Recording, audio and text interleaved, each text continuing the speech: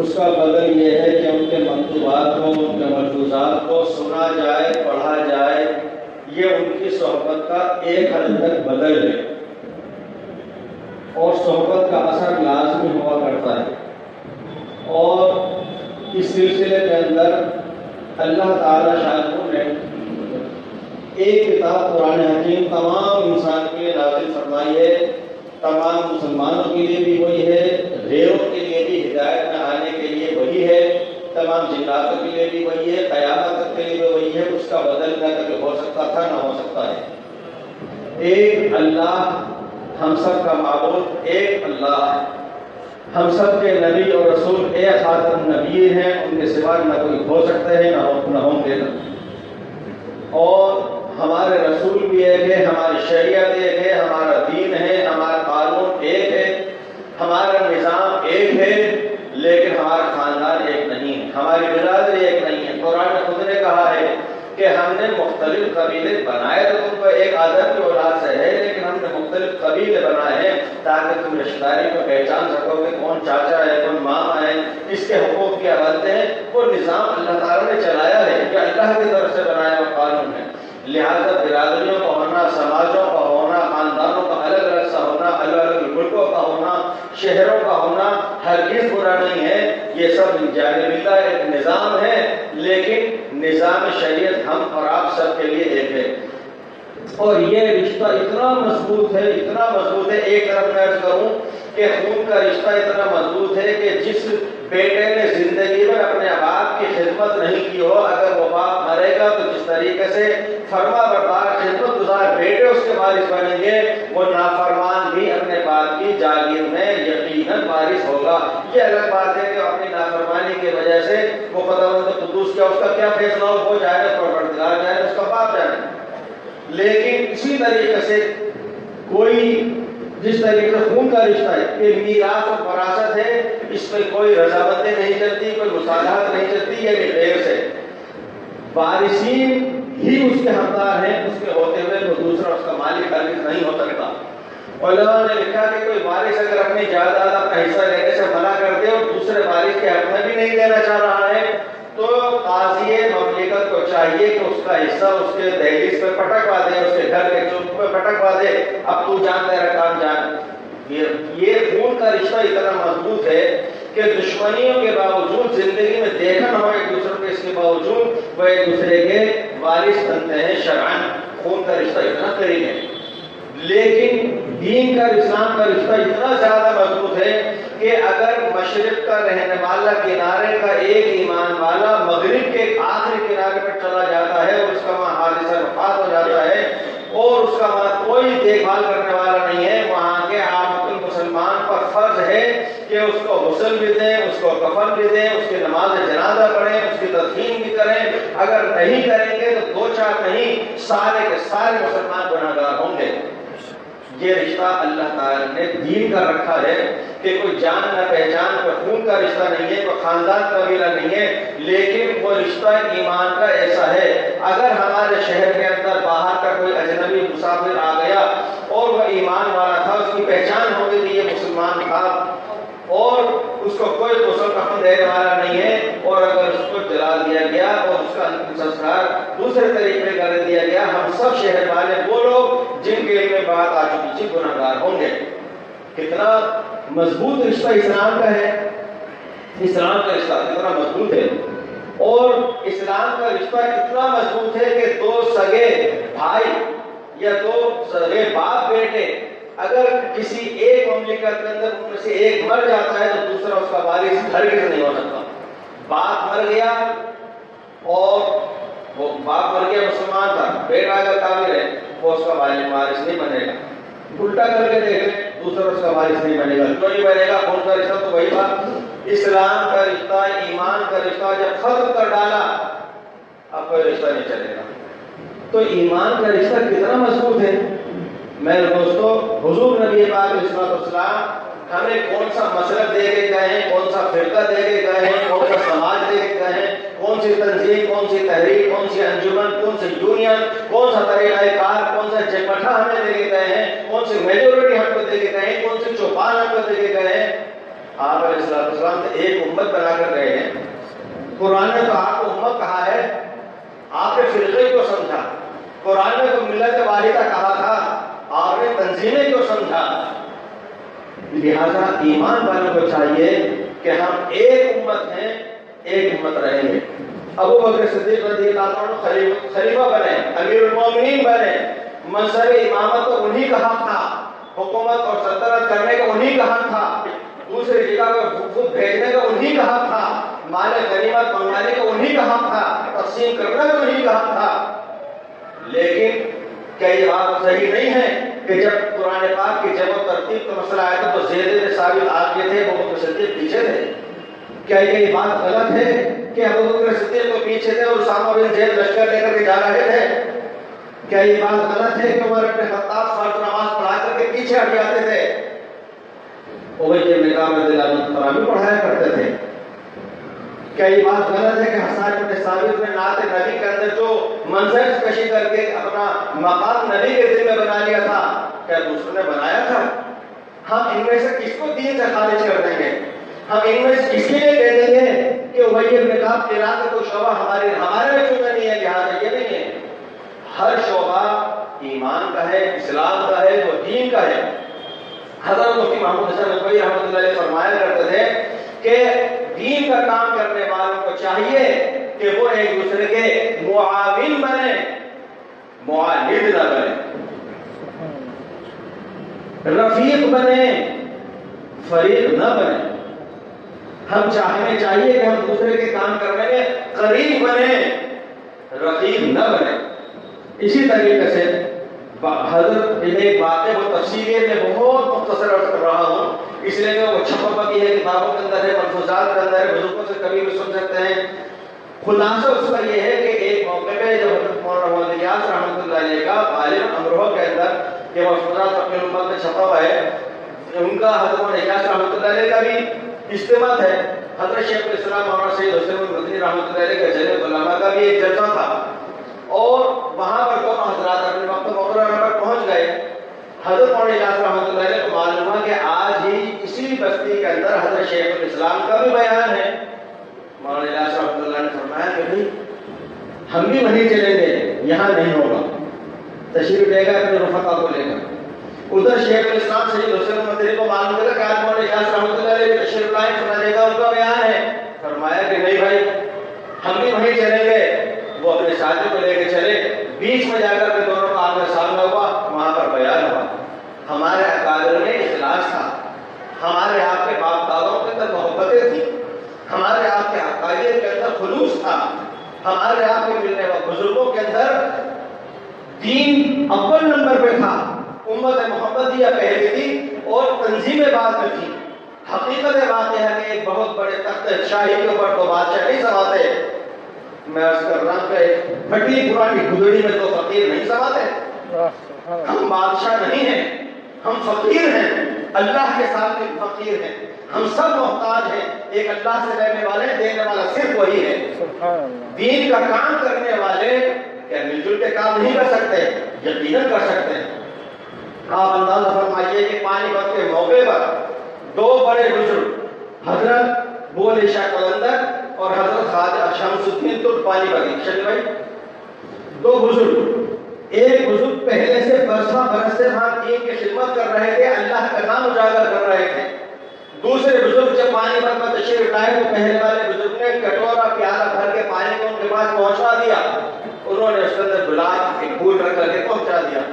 ماجرا کسی کے سمجھ میں نہیں آیا. پوچھا گیا کہ حضرت انہوں نے بھرا ہوا پیالہ بھیج دیا, آپ نے اس کے اندر گلاب رکھ کے بھیج دیا, کہ ماجرا کیا ہے؟ فرمایا انہوں نے مجھے یہ اشارہ کروایا ہے کہ پانی پت میرے فیوز اور برکات سے لبریز ہے, نہیں ہے کسی اور کی ضرورت. آپ کو چاہیے کسی اور جگہ پر دین کا کام کر لیں, یہاں پر میں بہت ہوں. میں نے اس پہ پھول رکھ کے یہ ظاہر کیا ہے کہ میں آپ کے لیے پھول بن کے رہوں گا, کانٹا نہ بنوں گا. میں نے یہ اس پہ ظاہر کیا ہے کہ بھرے ہوئے پیالے میں پانی اور ایک قطرہ نہیں ڈالا جا سکتا, لیکن ایک گلاب کا پھول اس میں سما گیا, پانی تو نہیں چھلتا. میرے دوستو ہمیں اور آپ کو مل جل کر کے ایک امت کو نمبر ون پہ رکھنا پڑے گا، اپنے اپنے سماج کو، تنظیموں کو، اپنی یونین انجمن کو سب کو نمبر 2 پہ رکھنا پڑے گا، تب جا کر کے ہم دین کا کچھ کام کر سکتے ہیں۔ ایک موقع پر ایک عالم، میں ان کا نام جانتا ہوں، ادب المسجد میں نام نہیں لے رہا، انہوں نے اپنے حلقے کے اندر عوام الناس کو یہ بتایا کہ مولوی اشرف علی تھانوی کا چہرہ تو مس ہو گیا، خنزیر کی طرح ہو گیا ہے، ہر وقت اپنے چہرے میں رومال ڈھکے رہتا ہے، چہرہ نہیں دکھاتا۔ ایک تو یہ بات بیان کر دی چونکہ وہ دشمن تھا، وہ نہیں چاہتا تھا کہ حضرت تھانوی رحمۃ اللہ علیہ کا فیس بھی کہیں عام ہو، وہ نہیں چاہتا تھا، اس نے یہ بات عوام میں کہہ دی۔ عقیدت ایسی اندھی ہوتی ہے، اس نے یقین کر کے لوگوں نے جس طرح سنا ایک بات اور ساتھ میں لگا دی تاکہ کوئی ریسرچ نہ کر سکے، کوئی اپنی خود کی ذاتی آنکھ سے نہ دیکھ سکے، کوئی تحقیق نہ کر سکے، کوئی معلومات نہ کر سکے، کوئی شہادت نہ لے سکے۔ دوسری بات یہ کہی کہ جو اس کی مجلس میں پہنچے گا اس کا نکاح ٹوٹ جائے گا، اسلام سے خارج ہو جائے گا۔ وہ یہ بھی نہیں سوچ سکتا کہ حقیقت مان تو لوں، جانچ تو لوں۔ ایک شخص کے دل میں پھر بھی کوئی بات آئی اور مولانا اشرف تھانوی رحمۃ اللہ علیہ کا تشریف لے گئے، وہ آ گیا دیکھنے کے، آخر دیکھے تو صحیح کہ مسخ شدہ انسانی چہرہ بندہ کیسا ہے۔ آ کے دیکھا، اللہ اکبر، وہ نورانی روحانی چہرہ جس سے تجلیات اٹھ رہی تھی، جس سے انوارات کی بارشیں پھوٹ رہی تھی، جس سے خوشبو مہک رہی تھی، جس کے پاس علماء شعراء کا جمع غفیر بیٹھا ہوا تھا، دیکھ کر کہنے لگا کہ یہ شخص، میرے دوستوں میں یہ اس لیے کہہ رہا ہوں کہ بسا اوقات اس لیے بھی ایسا کہا جاتا ہے تاکہ دوسرے کے فیض سے کوئی متمتع نہ ہو جائے، صرف تنے تنہا میرا ہی فیض یاد رہنا چاہیے۔ میں نے ایک لطیفہ پڑھا گلزار درستہ میں غالباً ہے، ایک بخیل تھا، وہ شہد کھا رہا تھا، بہت کنجوس۔ اس نے دیکھا اس کا دوست آ رہا ہے، اس نے سوچا کہ یار اگر یہ آ رہا ہے اس سے کہنا پڑے گا کہ تو بھی کھا لے، یہ بیٹھ جائے گا، اور اگر میں نہیں بھی کہوں گا تو اتنا بہتر تو دوست ہے یہ خود چٹ کر جائے گا۔ اس نے اس کو دیکھا تو اور تیزی سے کھانا شروع کیا۔ آنے والا وہ مہا بخیل تھا، اس نے کہا کیا کھا رہا ہے؟ اس نے کہا میں زہر کھا رہا ہوں۔ اس نے کہا یار تیرے بعد زندہ رہ کے میں بھی کیا کروں گا؟ اس نے توڑ کر کے سارے چٹ کر ڈالا۔ تحقیق تو کریں کہ وہ زہر ہے کہ شہد ہے، یہ قریب آنے سے پتا چلے گا، دور جانے سے پتا نہیں چلے گا۔ ایک مرتبہ بمبئی میں ایک زمانہ تھا جب ہمارے اکابر علماء صلحاء کا تعارف نہ تھا، وہاں پر کچھ لوگوں نے یہ مشہور کر دیا کہ قاری طیب گستاخ رسول ہے، دیوبندی گستاخ رسول ہے، جو ان کا قتل کر دے گا وہ مباح ہے، وہ جنت میں سیدھا جائے گا، شفاعت نبوی ملے گی۔ وہاں میں نے گھوم رہا تھا اور سوچا کہ زندگی میں دسیوں کام کر رکھے ہیں، ایک کام بھی نیک نہیں کیا، چلو زندگی میں ایک یہی نئے کام کر لیں، اپنی لائف کا بھی ہے۔ وہ لے کر کے اب یار پہنچ گیا مجلس میں، پیچھے جگہ نہیں، دھیرے دھیرے آگے بڑھتا رہا، دھیرے دھیرے آگے بڑھتا رہا۔ جب وہ بڑھتے بڑھتے قریب پہنچا ہے، اس کو بہت موقع لگ گیا۔ وہاں پر جو درود پاک کا ذکر چل رہا تھا، وہاں جو عشق نبی کے پھریرے اڑ رہے تھے، وہاں پر جو دین اور رسول کی باتیں چل رہی تھیں، اور وہاں جو نورانی شکل اس نے دیکھی، آ کر کے قدموں میں پڑ گیا، چاقو نکال کے کہا حضرت مجھے مار ڈالیے۔ پوچھا کہ بھائی ایسا کیوں؟ کہ مجھے تو یہ سمجھایا تھا کہ گستاخ رسول نبی کی شاید گستاخی کرتے ہیں، میں نے وہاں سے دھیرے دھیرے آگے بڑھا تھا کہ زندگی میں ایک کام نہیں کر دوں، آپ نے تو میں کچھ۔ میرے دوستوں جب تک دور رہو گے گستاخ رسول سمجھو گے، دین کا مخالف سمجھو گے، نزدیک آئے گے جب پتہ چلے گا کہ حقیقت واقعہ کیا ہے۔ اسی طریقے سے میں آپ سے ایک بات عرض کروں، معاف کیجیے گا دو چار باتیں کہنے میں، اپنے مملکت میں صرف دیکھ لیجیے کیا ابیار کی خوشیوں تنظیمیں نہیں ہیں، تحریکیں نہیں ہیں، ہر ایک کام کر رہی ہے۔ مجھے یہ بتلائیے ان کی آپس میں جھڑپ کس تاریخ کو، کس ملک میں، کس شہر میں، کہاں پر ہوئی ہے بتلائیے۔ ان میں تو نہیں ہو رہی، جن کے ہاں تنگی ہے ان کے ہاں تو نہیں ہو رہی، اور جن کے اسلام، ہمارا تو مذہب یہ ہے، ہمارا تو دین یہ ہے، ہمارا تو ایک ایمان والے دل کے اندر تو پوری کائنات کا مالک و مولا سمجھ جاتا ہے، ساری انسانیت کا درد ہمارے دل میں سمجھ جاتا ہے۔ ہمارے دلوں میں تنگیاں کیوں آ رہی ہیں؟ ہمارے دلوں میں غصہ ہونا چاہیے۔ اسی طریقے سے میرے بزرگوں، ہمارے ہاں ایک مزاج یہ بنتا چلا جا رہا ہے کہ کام وہی جو میں کروں، کام جو بھی کرے وہ کام ہے۔ آپ احادیث کی کتاب اٹھا لیتے ہیں کہ حضرت مفتی صاحب دامت برکاتہم صرف شیخ طریقت ہی نہیں، مفتی شریعت ہی نہیں، بلکہ آپ شیخ الحدیث بھی ہیں، حدیث پڑھے بہت سے حضرات یہاں پر ہیں۔ آپ دیکھ لیجئے کیا ابو بکر صدیق، عمر فاروق، عثمان غنی، علی و حیدر کرار رضوان اللہ علیہ مجموع کے حدیثیں زیادہ ہیں کہ ابو ہریرہ کی، ابو سعید خدری کی، انس بن مالک کی، ان کی زیادہ ہیں۔ سب نے دین کا کام کیا ہے، جس نے جس شعبے میں کیا ہے وہ آگے بڑھا ہے۔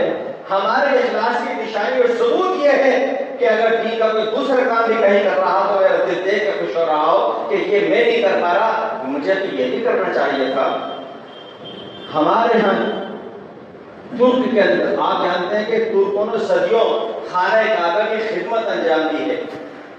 یہ سنا ہوگا آپ نے کہ انگلینڈ کی حکومت کا کہ بادشاہ کا تاج کبھی سورج کو ڈوبا ہوا نہیں دیکھتا تھا، کیونکہ ہر جگہ اس کی حکومت پھیلی تھی۔ اس سے بڑی حکومت ترک کی تھی۔ ترکوں نے صدیوں حرم شریف کی خدمت انجام دی ہے، لیکن جب انگریزوں کے ساتھ مل کر کے بعض وہاں کے ناقابل اندیشوں نے ان پر حملہ کیا ہے اپنی فوج بنا کے، تو عرب آپ جانتے جو پرانے ہمارے بزرگ ہیں جو حجاج پرانے جاتے رہے، انہوں نے دیکھا ہے کہ حرم کعبہ کے قریب کے اندر ایک ترکی قلعہ تھا جو برابر کر دیا گیا۔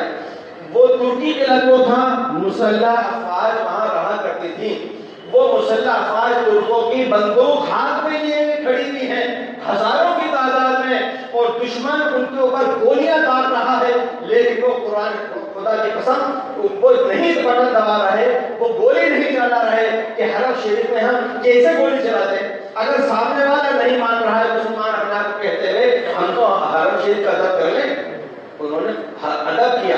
اگر وہ گولی چلا دیتے آپ انداز لگائیے، ہمیں انہوں نے یہ نہیں سمجھا کہ صدیوں سے ہم خدمت کر رہے ہیں، ہم اگر خدمت کریں گے تو خدمت ہوگی اور دوسرے لوگ اگر خدمت کریں گے تو بدعت ہوگی۔ انہوں نے تو یہ نہیں سوچا۔ ہمارا دل وسیع ہونا چاہیے، اس میں گنجائش ہونا چاہیے۔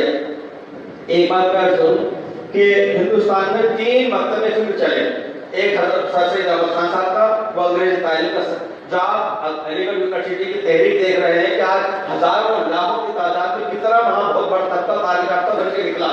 ایک ندوۃ العلماء ہمارے اکابر، ہمارے بزرگ، ہمارے مشائخ کا، ایک دارالعلوم دیوبند کا، یہ تینوں الگ الگ نصاب تعلیم ہیں۔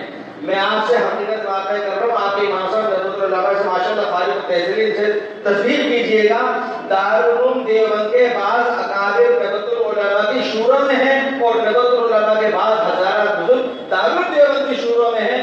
وہاں کا نصاب تعلیم الگ ہے، یہاں کا نصاب تعلیم الگ ہے، نہ وہاں جھگڑا ہو رہا ہے نہ یہاں جھگڑا ہو رہا ہے۔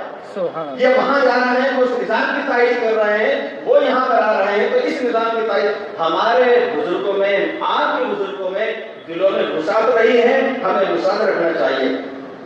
اسی طریقے سے میں آخری بات اور عرض کروں، میں 1981 میں جب یہاں سے اپنے ساتھیوں کے ساتھ پڑھنے کے لیے گیا، سہارنپور گیا، مرکز نظام الدین رہا، 4 سال رہنا ہوا، 81-85 تک مظاہر میں سہارنپور میں 3 مہینے سے زیادہ رہنا ہوا۔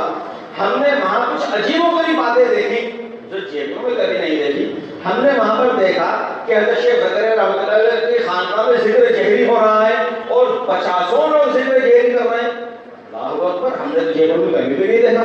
میں نے دیکھا کہ شیخ صاحب کا جانا ہوا تو اتنا بڑا دنیا کا سب سے بڑا شیخ الحدیث، اور خدا کی قسم میں نے اپنے آپ کو دیکھا اثر کے بعد ذکر جہری کا بیٹ کر رہے ہیں۔ آج بھی وہاں جا کے دیکھیے تو دارالعلوم دیوبند میں تو حضرت شیخ الاسلام مدنی کی خانقاہ کے اندر ہزاروں لوگ آپ کو ذکر کرتے ہوئے رمضان میں اور سینکڑوں روزانہ ملیں گے۔ آج جا کے دیکھیے تو شیخ زکریا کی خانقاہ میں مولانا محمد سلمان صاحب ناصر والا مظاہر لوگ کے ہاں فجر بعد ذکر کی مجلس 1 گھنٹے کی ہو رہی ہے، وہ خود کرتے ہیں، جا کے دیکھ لیجیے۔ آج بھی مدرسہ مظاہر کے 50 سال محدث مولانا عاقل صاحب کے یہاں خانقاہ چل رہی ہے اور 150-200 کے درمیان ذکر جہری کی مجلس لگا رہی ہے۔ یہ بڑے بڑے شیوخ کی طریقت تو کر رہے ہیں، جو حدیثیں 50 سال سے پڑھا رہے ہیں، جو 60 سال سے فتوے دے رہے ہیں، جو قرآن حدیث میں عبور رکھ رہے ہیں، وہ تو یہ کام کر رہے ہیں، ان کو تو اس میں خیر اور فلاح نظر آ رہی ہے، ہم کیوں بدعت رہے ہیں؟ تو میں تو وہاں جا کے بدعت، چونکہ میں نے تو کبھی ایسا دیکھا ہی تھا، تو وہاں جا کے معلوم ہوا کہ بھائی یہ سب ہے. اگر ہم کنویں کا میڈک باہر نکلتا ہے تبھی پتہ چلتا ہے سمندر کسے کہتے ہیں. ایک دوسری بات میں نے وہاں دیکھی کہ سائیکل کے اوپر بہت سارے دودھ والے آ رہے ہیں, ڈرم لیے گئے. مجھے بڑی حیرت ہوئی اس لیے کہ میں نے آج سے آپ خود بھی فرمایا, سوچیے گا 40 سال 35 سال پہلے آپ نے بھی نہ دیکھا ہوگا کہ کوئی مسلمان گائے بھینس پالتا ہو, دودھ لے کر کے ڈرموں میں بیچنے کے لیے شہر میں آتا ہو. اپنے میں نے تو نہیں دیکھا تھا, 35 سال پہلے تھا میں نے نہیں دیکھا تھا. وہاں دیکھا تو مسلمان لے کر آ رہے. مجھے بڑی حیرت, مسلمان اور دودھ بیچنے آ رہے ہیں ڈرم لے کر کے. میں نے وہاں پر دیکھا کہ مدرسہ مسائل علوم میں کپڑے دھو کر کے لانے والے وہ مسلمان, داڑھی والے, ٹوپی کرتے والے. میں نے وہاں پر دیکھا سبزی منڈی میں, پھل فروٹ کی منڈی میں جا کر کے اہل اسلام داڑھی والے, اور وہ ماشاءاللہ سبزیاں بیچ رہے ہیں اور فروٹ بیچ رہے ہیں. میں نے جیبوں میں کبھی نہیں دیکھا تھا, یعنی 35 سال پہلے تک. لیکن میرے دوستوں اگر میں نے نہیں دیکھا تھا تو کہ یہ غلط تھا. قرآن کی روشنی میں, حدیث کی روشنی میں وہ سارے ہنر اور فن اور حرفتیں پیشے حلال ہیں, جائز ہیں. میں نے اگر نہیں دیکھا ہے حرام تھوڑی ہو گئے. اسی طریقے سے میں آخر بات کر دوں, ہمارے بزرگوں میں بہت سارے ایسے گزرے ہیں کہ وہ بہت بڑے صاحب طریقت تھے, وہ ذکر اللہ سے وابستہ تھے, لیکن ان میں سے بعض کو موقع ملا علمی خدمات کا, بعض کو نہیں مل سکا. لیکن ایسے بڑے اکابر, بڑے علماء میں نہیں ملیں گے کہ جن کا صرف علمی سلسلہ رہا, تقریر کا, تصنیف کا, تدریس کا, لیکن ذکر اللہ سے الگ ہو کر کے بسر کیا انہوں نے زندگی. ایسے نہیں ملیں گے. ایک واقعہ میرے ذہن میں آیا ہے, علامہ ابراہیم علیاوی جو حضرت شیخ الہند کے بڑے شاگردوں میں آخر میں بچے ہوئے سب سے بڑے شاگرد تھے, سب سے بڑے محدث جو آخر کے بچے ہوئے تھے دیوبند کے اندر, انہوں نے آخر عمر کے اندر ان کا احساس ہوا کہ میں نے ذکر اللہ کی مجالس اور اوراد و وظائف کی طرف تو توجہ نہیں دی. ان کو آخر عمر میں خیال ہوا, دوڑے ہوئے گئے الہ آباد کا سفر کیا. حضرت شاہ وسیع اللہ خان سلسلے کے بڑے بزرگ, ان سے آ کر کے کہا کہ وسیع اللہ ہم مجھے سنبھال لیں گے, دل کی حالت دیکھ لے. جبکہ وہ شاگرد تھے, آپ خیال فرما رہے ہیں, اتنا بڑا محدث استاد حدیث کا جس نے 60 سال حدیثیں پڑھائی ہو, معقولات کا امام, فلسفے کا معقولات کا امام, وہ الہ آباد میں اپنے شاگرد سے جا کر کہہ رہا ہے کہ وسیع اللہ مجھے سنبھال لے, ذکر کی مجالس کی طرف رغبت دلا دے, اللہ کا نام بتا دے. انہوں نے کیا جواب دیا اندازہ فرمائیے. ایک طرف استاد کا ادب بھی محفوظ رکھنا ہے, تواضع بھی ہاتھ سے نہیں جانا چاہیے, اور دوسری طرف اس احساس کی تلقین بھی نہیں ہونا چاہیے. عرض کیا کہ حضرت وسیع اللہ تو آپ کے گھر کا خاص غلام ہے, کتا ہے, اور کتے کا تو کام ہی گھر کی نگرانی ہے. 3 دن وہاں رہے, یہ دارالعلوم دیوبند پہنچے, ادھر سے اجازت نامہ خلافت نامہ پہنچا کہ حضرت آپ کے تمام 4 سلسلوں میں اجازت ہے, آپ اللہ کا نام بتائیے. میرے دوستوں, ہمارے بڑوں نے, ہمارے بزرگوں نے حدیث 60 سال پڑھانے کے بعد انہوں نے اپنی ضرورت کو محسوس کر لیا, اور میں سمجھ رہا ہوں کہ نہیں, میرے لیے تو وہی کافی جو میں ہی کر رہا ہوں. اگر میں دوسرا کام نہ کروں, لیکن کم سے کم دوسرے کے کام کی تنقید اور تذلیل تو نہ کروں. بالکل آخری بات سنا کر کی بات ختم کرتا ہوں. ایک موقع آیا تھا جب دارالعلوم ندوۃ العلماء لکھنؤ کے طلبا اور اس کے بالکل لگی ہوئی معہد سے یونیورسٹی, ان دو وہاں کے اسٹوڈنٹس دونوں میں آپس میں جھڑپ ہونے لگی, اختلافات ہونے لگے, کئی دفعہ حادثے بھی ہو گئے. ہمارے اکابر ندوہ کو فکر ہوئی, حضرت مولانا سید عبدالحسن علی ندوی رحمۃ اللہ علیہ, انہوں نے اپنے خاص چند ہزار اساتذہ کو جمع کیا اور فرمایا کہ ایسا ہوتا چلا جا رہا ہے, بات بڑھتی آ رہی ہے, اس کو کس حکمت سے روکا جائے. کسی نے کیا کہا کہ کم نہیں پڑھتے ہیں اور شہر کے لوگوں کے لیے جو تو رائے آ سکتی تھی, قانونی رائے آ سکتی تھی, اور فرمایا نہیں. انہوں نے ایک دوسری رائے پیش کی, اس پر عمل ہوا. ندوے انہوں نے یونیورسٹی کے ذمہ داران سے بات کی کہ ہم یہ چاہتے ہیں کہ ہمارے ندوے کے طلبا اور آپ کی یونیورسٹی کے اسٹوڈنٹس کا کرکٹ مقابلہ ہونا چاہیے. ساتھ میں جب ہیں دیواریں ہل رہی ہیں تو ہونا چاہیے. انہوں نے کہا بالکل بالکل, بہت اچھی بات کہی آپ نے تو, اور ہماری گزارش یہ ہے کہ وہ ہمارے ندوے کی حاضر نہیں ہو جائے, یہ خدمت کا موقع ہمیں دیں. ٹھیک ہے, صاحب ہوگی, تعریف آ گئی.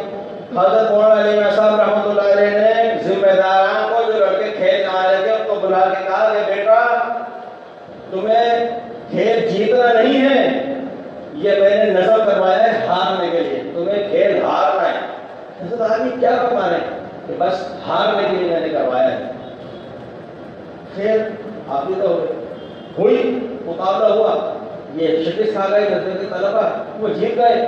حضرت مولانا علی رحمۃ اللہ علیہ نے اپنے دست مبارک سے سب کے سامنے انعامات سے نوازا یونیورسٹی کے طلبہ کو۔ اس دن سے جھگڑے بھی ختم، اختلاف بھی ختم، اور محبت۔ میرے دوست کو کچھ پانے کے لیے کچھ کھونا پڑتا ہے۔ وہ کھیل ہار کر کے، جنگ ہار کر کے دل جیت گئے۔ میرے دوستو، ہم کھیل اور جنگ جیت کر کے دل ہار رہے ہیں، دل توڑ رہے ہیں۔ اللہ تعالیٰ شاید